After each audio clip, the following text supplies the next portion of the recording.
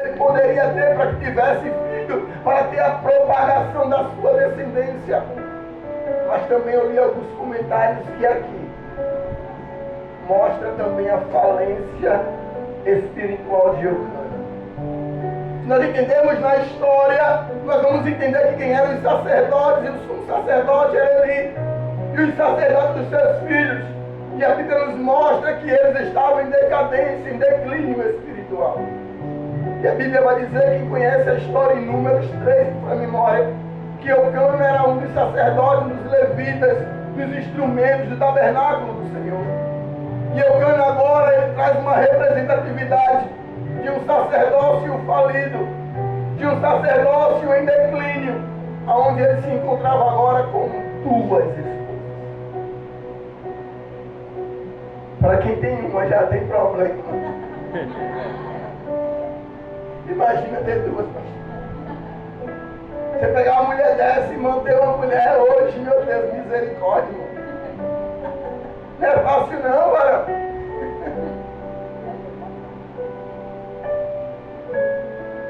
Aí imagina você ter duas. Vai ter muita gente hoje achando que ainda podemos agir assim. E aqui ele mostra o retrato de Eucana. Aqui ele mostra que mesmo muitas vezes no declínio, Deus ainda usa para abençoar.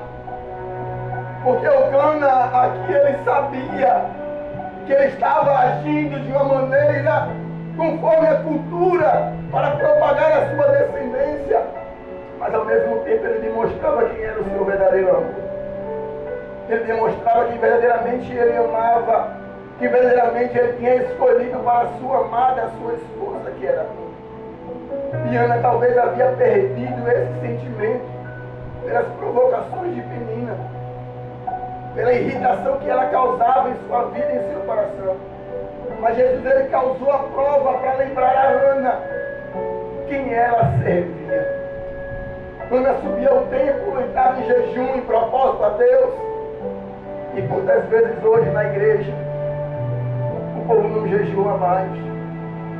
Quantas vezes hoje no evangelho atual nós conhecemos a Jesus, estamos na prova e Ele quer que essa prova nos aproxime dEle e a gente não faz o que deveríamos fazer, que é entrar em propósito com Ele, para que esta prova revele o nosso propósito.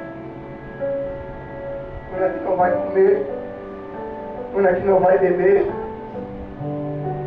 Eucana agora pergunta a ela se ele não é melhor do que 10 filhos. E a Bíblia vai dizer que após eles comido, após eles bebido, o sacerdote Eli está sentado junto à coluna do templo. E a Bíblia diz que ele observava Ana. A Bíblia diz que Ana em seu coração conversava com Deus, que em seu coração Ana orava a Deus, e os seus lábios se moviam, mas não saía a sua voz. Eli sentado na cadeira, ele olhando, contemplando a Ana. Ele toma a Ana por embriagada. E aqui podemos tirar duas lições importantes.